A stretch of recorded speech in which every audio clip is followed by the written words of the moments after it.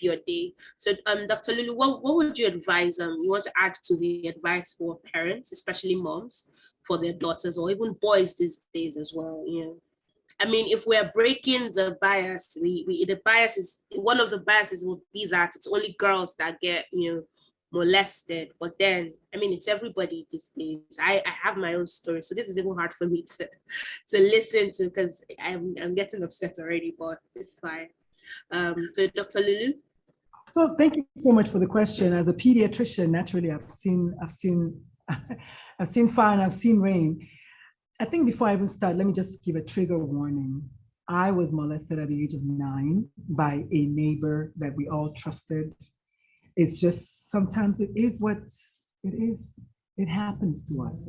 And I never ever told my parents. Here's a funny thing. My parents found out about my molestation in 2020 at the age of, I don't know, 51 during my TEDx talk. That's when my parents found out that I was molested at the age of 9.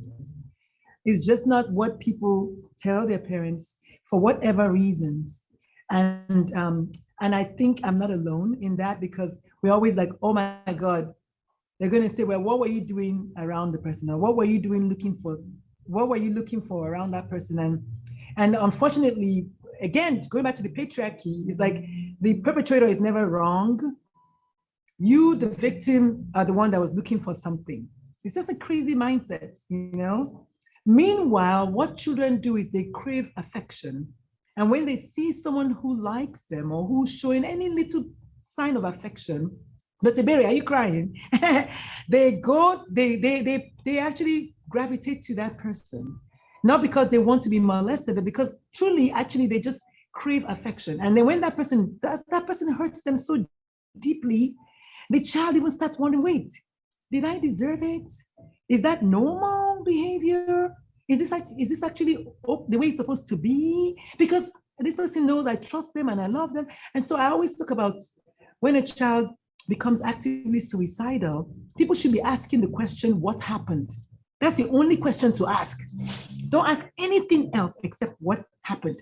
Because 9.5 times out of 10 is something traumatic that made that child say, you know what? I don't want to be in this world anymore. Usually they've been bullied. In Nigerian concept, they beat the hell out of you. They put marks on you. They maybe even attempt to kill you because you're a wanje or a biku or whatever thing that they're naming an innocent child. And just, what would you say to a mom, mothers out there or aspire soon to be moms, what to look out for in their children?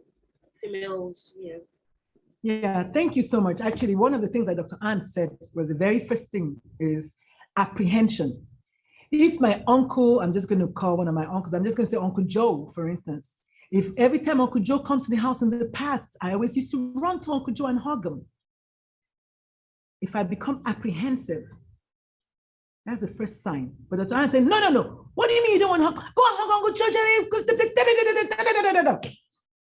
Then you go and hug Uncle Joe.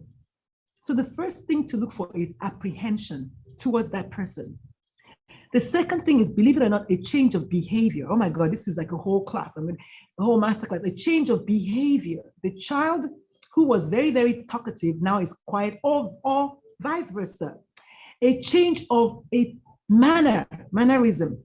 Maybe the child now becomes promiscuous. People don't realize that a child who becomes promiscuous is usually because they've seen or heard or been treated that way. Children do not ever have any idea of promiscuity. They just don't. A child starts showing off their body or acting weird or saying stuff. The verbiage has changed. They start using language that is not appropriate. Or the child themselves becomes an abuser. The child starts touching other kids. That child has been abused until further notice. I don't want to hear what anybody said. They've seen pornography or they've been a victim of assault. They start acting out the behavior. That's when I say a child starts acting out the behavior. So I ask and beg and plead with any parent. I don't care if your child says their own father touched them inappropriately. I beg in the name of Jesus, first believe the child. And I know this is counterintuitive. We had the Nigerian girl who killed herself recently, a couple of years ago.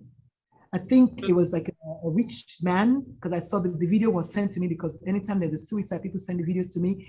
It was a young girl who was maybe in her 20s or something. She was talking on the phone with her mother, and her mother was accusing her of lying that her father had molested her, and then the girl kills her. So maybe not the next day. And that happened in Nigeria.